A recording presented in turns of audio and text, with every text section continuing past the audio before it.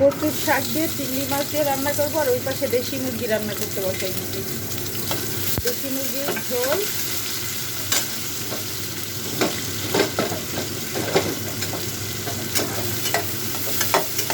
কচুর শাক, চিংড়ি মাছ, তারপরে আছে হচ্ছে চুই ঝাল, চুই ঝাল দিয়ে গরুর মাংস রান্না করা আছে, সাদা ভাত আছে, হচ্ছে দুপুরের খাবার।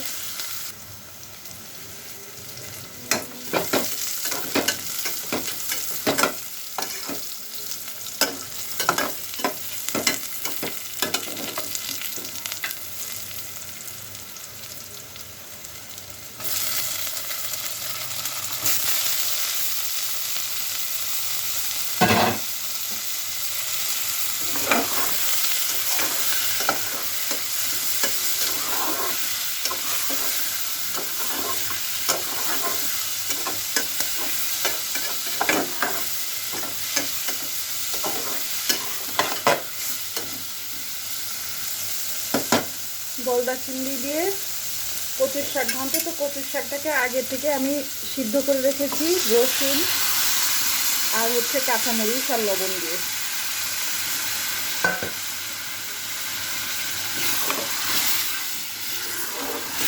এটা খেতে ভীষণ মজা। ওদিকে আমার দেশি মুরগিও হয়ে গেল।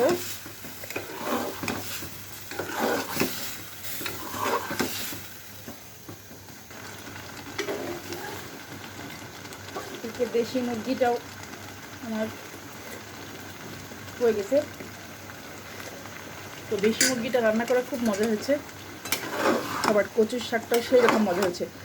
কোরবানির ঈদে মাংস খেতে খেতে সবাই বিরক্ত, গরুর মাংস। এ ধরনের শাক সবজি এরকম চিংড়ি মাছ দিয়ে রান্না করে খেলে কিন্তু ভীষণ মজা লাগে।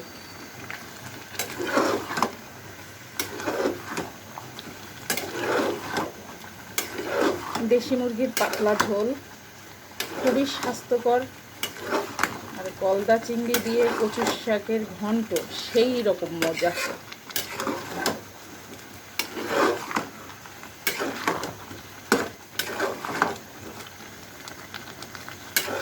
সেই রকম মজার মজার তরকারি রান্না করা হয়ে গেল।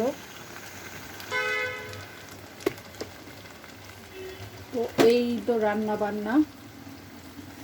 আরও আছে গরুর মাংস চুই ঝাল দিয়ে রান্না করা, আর গরম গরম সাদা ভাত।